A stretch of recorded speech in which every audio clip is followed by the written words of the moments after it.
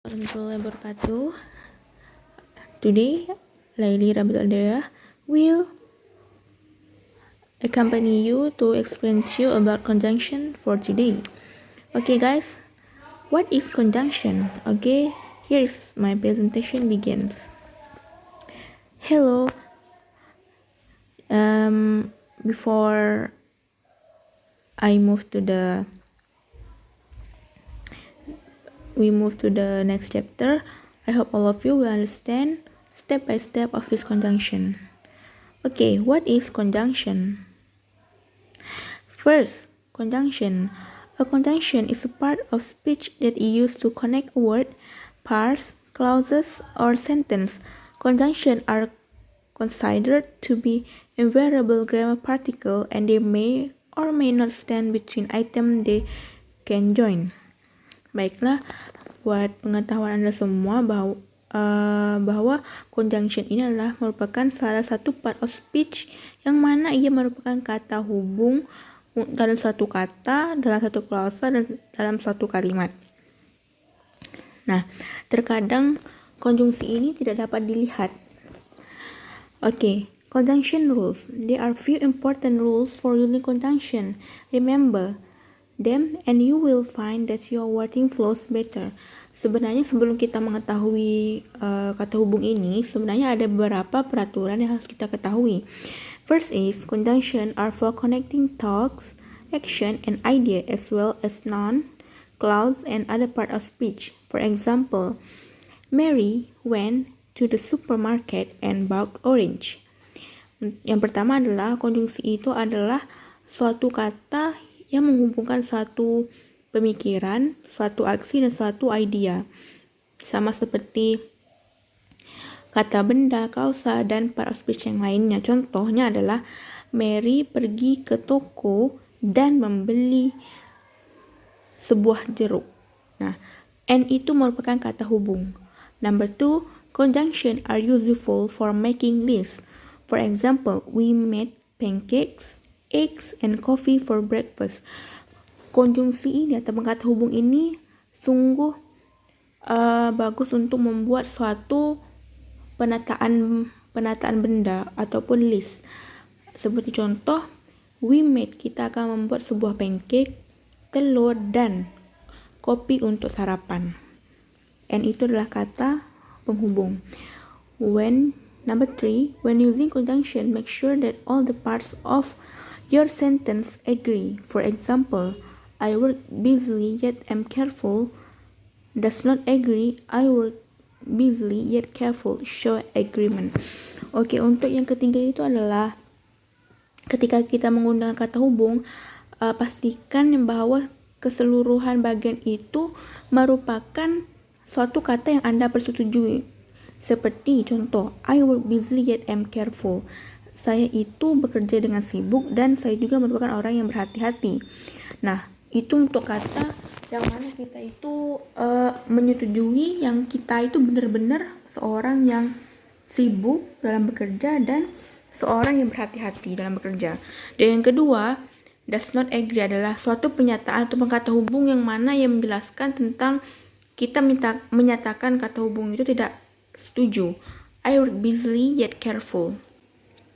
Saya emang bekerja dan saya juga berhati-hati, dan itu menunjukkan sebuah penyetujuan. Okay, we know conjunction explanation. Now we move to the list of conjunction. Okay, second, conjunction list. For information, there are only a few common conjunctions, yet this word perform many functions. Their present explanation, ideas, exception, consequence, and contrast. Here is a list of conjunction commonly used in American English. Oke, untuk list untuk kata hubung ini ya, sebenarnya ada beberapa common ataupun suatu kata hubung yang utama, seperti dia menunjukkan fungsi karena mereka itu mempresentasikan sebuah penjelasan, idea, dan konsekuensi ataupun suatu kontra dalam suatu pernyataan. Jadi Di sini ada beberapa contoh yang digunakan oleh orang-orang Amerika. For example, and, as, because, but, for, just, of, or, neither, nor, not only, so, whether, yet. Nah, itu merupakan contoh kata hubung yang selalu digunakan dalam negara Amerika. Dan contohnya adalah ada examples. I try to hit the nail but hit my thumbs instead. Yang pertama, saya itu mencoba untuk memukul kuku saya tetapi malah terkena ibu jari saya sendiri. Yang kedua, I have 2 goldfish and a cat. Saya mempunyai 2 ikan emas dan 1 kucing. I do like a bike for commuting to work. Saya itu lebih menyukai menggunakan sepeda untuk bekerja. Jadi 3 contoh tadi yang telah saya tebalkan itu. Nah, but and for itu merupakan kata hubung yang telah dipakai untuk orang Amerika. Number 2, subordinating conjunction. Okay, subordinating conjunction are part of speech that join dependent clause to independent clause, sometimes referred to as subordinators or subordinate conjunction. These important words and parts may also introduce adverb clauses. Nah, subordinating conjunction ini adalah sebuah kata hubung yang mana dia memasukkan suatu klausa di dalam suatu klausa yang telah diketahui. Selalunya untuk subordinating conjunction ini ya mempunyai suatu kata yang penting dan suatu farsa yang mana dia akan menjelaskan tentang adverb, satu klausa adverb. Nah, a subordinate conjunction perform 2 functions within a sentence. First, it illustrates the importance of the independent clause. Second, it provides a transition between 2 ideas in the same sentence. And the transition always indicate a place, time, or cause and effect relationship. For example, we look in the metal canister where Ginger often hides her candy.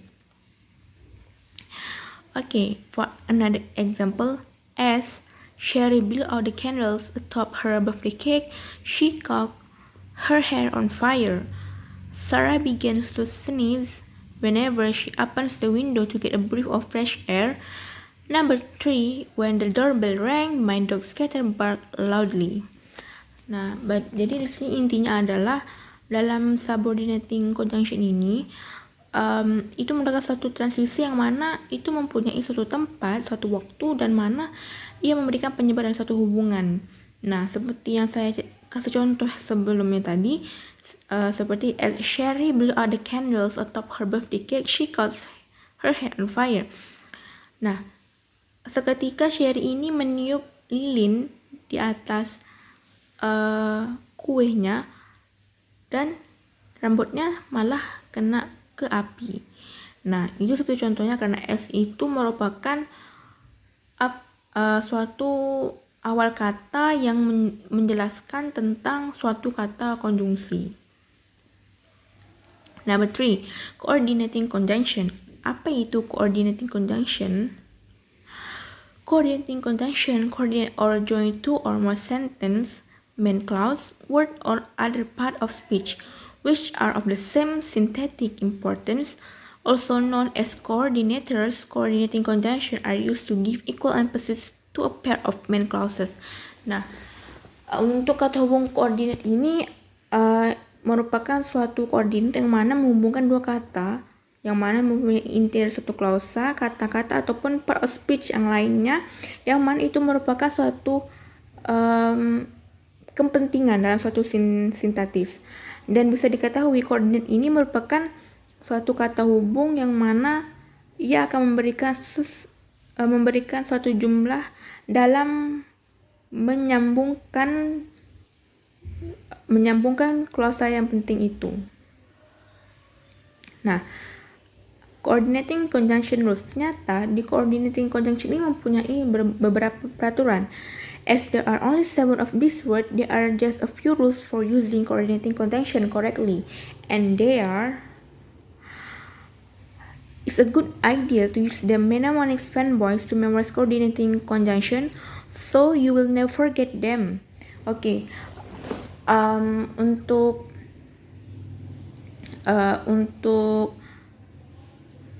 coordinating conjunction ini kita bisa menggunakan formula fanboys. Oke, kita tahu bahwa fanboy itu merupakan fans cowok, tapi di sini kita akan menghafal coordinating conjunction ini dengan menggunakan kata-kata fanboys.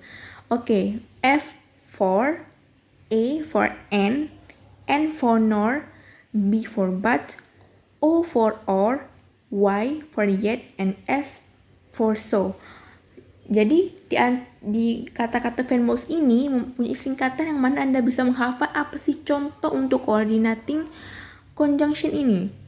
Nah, coordinating conjunction always connect parts, word, and clauses. For example, this batch of mushroom stew is savory and delicious. Nah, the batch of mushroom. Nah, beberapa kelompok jamur telah direbus dan ia sangat enak. And itu merupakan kata hubungnya. Some instructor warn that starting a sentence with a coordinating conjunction is incorrect. Nah, sebagian dari instruktur mengatakan bahwa kalau kita mengawalkan suatu kata dengan kata hubung koordinat, maka itu dikatakan salah. Mostly this is because they are attempting to help prevent you from writing fragments rather than complete sentence. Sometimes through is that a personal preference. The fact is, you can begin sentence with coordinate conjunction as long as you follow these 3 rules for doing. Nah, kata instruktur sebelumnya mengatakan kalau misalkan kita memakai suatu kata hubung koordinat, maka ia mengatakan salah. Tetapi ketika kita menggunakan beberapa persyaratan di bawah ini, maka ia bisa dipakai untuk kata hubung ini di awal kata. Ensure the coordinating conjunction is immediately followed by a main clause. Nah, yang pertama itu kita memastikan bahwa kata hubung koordinat ini harus mengikuti klase yang utama. Number 2, don't use coordinating conjunction to build all of your sentence. Do so only when it makes your wordings more effectively.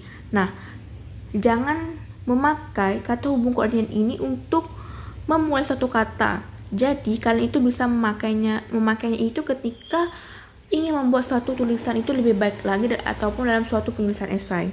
And the last is, although comments typically follow coordinating conjunction used in areas other than the beginning of sentence, they should not be used after coordinating conjunction used to open sentence unless an interrupter immediately follows. Oke.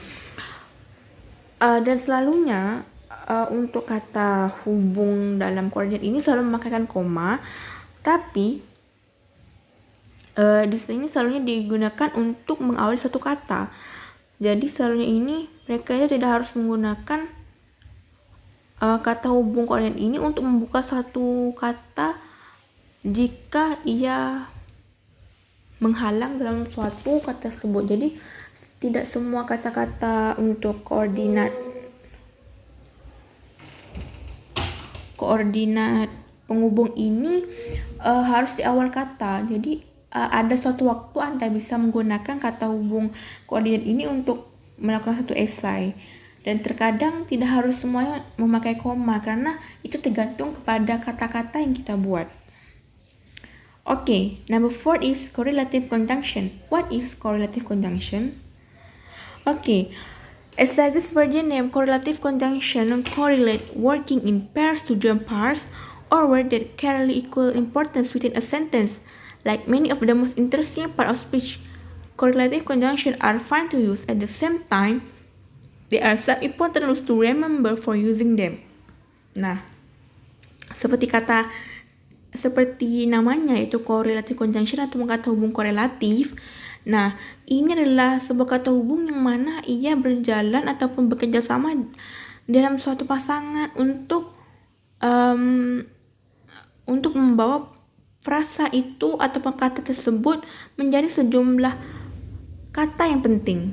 Nah, like many of the most interesting. Nah, seperti hal-hal yang lainnya yang sangat menarik sekali dalam part of speech yang lainnya, correlative conjunction ini adalah suatu kata hubung yang menarik untuk digunakan. Jadi dalam satu waktu itu ada sebagian yang penting ataupun peraturan yang penting sebelum kita menggunakan kata hubung korelatif ini. Nah, for the first is, when using correlative conjunction, ensure verb agree so your sentence makes sense. For example, every night, either loud music or fighting neighbors wake John from his sleep. Nah, yang pertama ini, ketika kita menggunakan kata hubung korelatif, nah, kita harus memastikan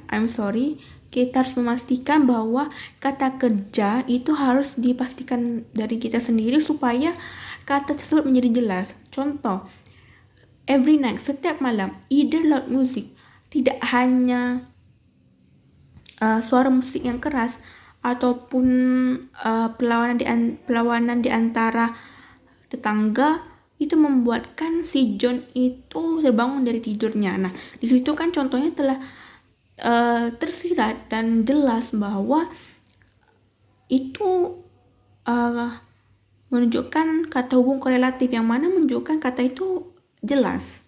Number 2, when you use a correlative conjunction, you must be sure that pronouns agree. Nah, ketika kita menggunakan kata hubung korelatif ini, kamu tuh harus tahu tentang penyetujuan dalam pronoun. Nah, for example, neither Deborah nor Sally expressed her annoyance when the cat broke the antique lamp.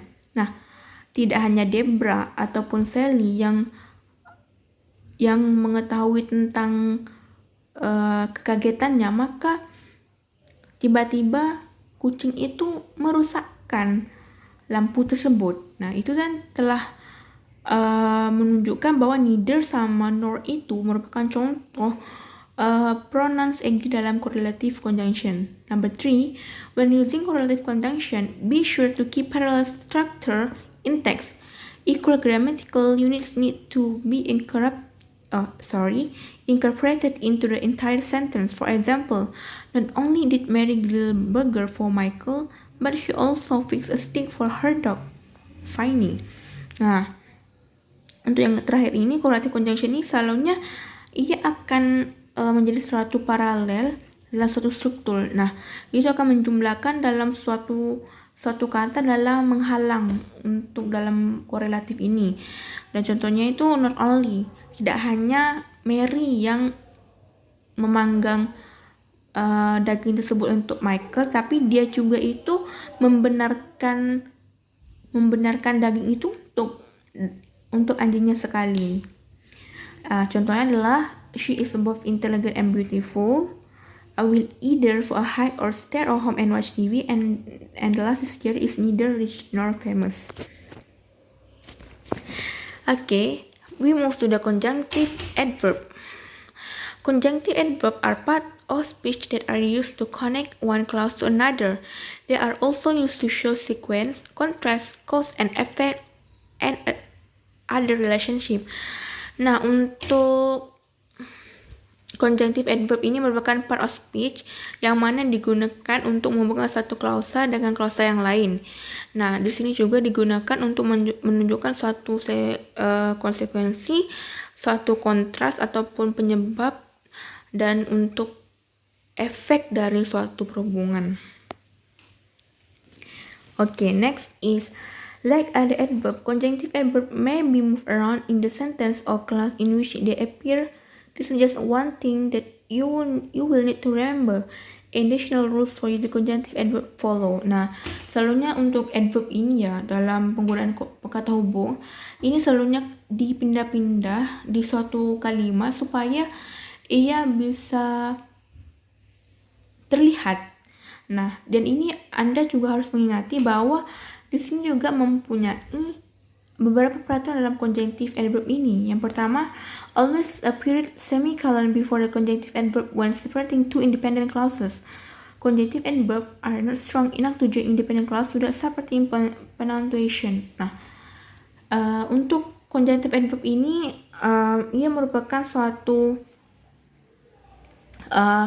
semicolon ataupun suatu bagian dari sebuah adverb, yang mana conjunctive adverb ini ketika dipisah dalam dua klause, jadi conjunctive adverb ini ataupun kata hubung ini tidak akan menjadi kuat dalam suatu kata-kata. Jadi kita itu harus melihat dengan baik-baik bagaimana kita menggunakan cara kita mengungkapkan kata tersebut. Nah, yang kedua, use a comma if a conjunction such as, and, but, or, so appears between the conjunctive adverb and the first clause. Nah, kalau misalkan kita menggunakan conjunctive adverb ini seperti contoh such as, and, but, or, so, itu kita harus menggunakan koma biar kita itu ketika membacanya itu lebih memahami. Nah, use a comma behind conjunctive adverb when they appear at the beginning of sentence second clause. The only exception to these rules is that no comma is necessary if the adverb is a single syllable. Nah, ketika kita memakai koma dalam suatu kata hubung adverb ini, ketika muncul di permulaan kata, maka kita harus meletakkan koma di kata tersebut. Nah, ketika terjadinya peraturan ini, nah kita itu tidak usah memakai koma ketika ada satu syllable. Nah, yang terakhir, if a conjunctive adverb appears in the middle of clause, it should be enclosed in commas most of the time. This is not absolute rules and does not only apply to short clause. Nah, ketika adverb conjunctive ini berada di tengah-tengah kata, jadi kita tuh harus memakai lebih banyak menggunakan koma. Nah, karena ini tidak selalunya berlaku, tapi tergantung dengan kata-kata kita buat dan tergantung kalimat yang kita buat dan di mana kita harus meletakkan kata koma tersebut. For example, Jeremy kept talking in class, therefore he got in trouble. Number 2, she went into the store. However, she didn't find anything she wanted to buy. I like you a lot. In fact, I think we should be best friend. Nah, di situ kan kita telah melihat bahwa dalam kata tersebut banyak yang berada di tengah kata, maka di tengah kata itu harus lebih baik menggunakan koma. Nah, jadi kesimpulannya untuk conjunction ini kita mempunyai 4 bagian. Yang pertama adalah subordinating conjunction. Number 2, coordinating conjunction. Number 3 is correlative conjunction. And the last is conjunctive adverb. Nah, sekian untuk penjelasan saya hari ini mengenai kata hubung. I hope all of you can understand what I am explaining to all of you about the conjunction. I hope this knowledge will make you understand more about conjunction. Okay, thank you for today, and I hope all of you will have a nice day and have a good day for this Ramadan. See you next time, and wassalamualaikum warahmatullahi wabarakatuh.